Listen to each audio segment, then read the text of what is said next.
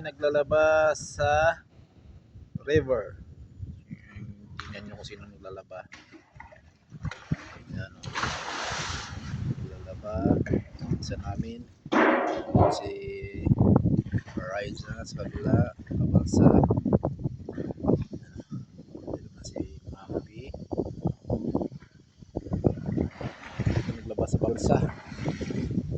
Karang araw, tinumburan. Dito naman tayo. Si Utol.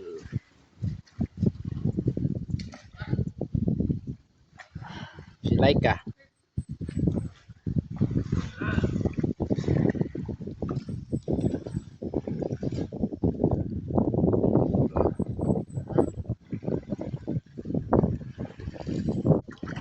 Ligo na Laika.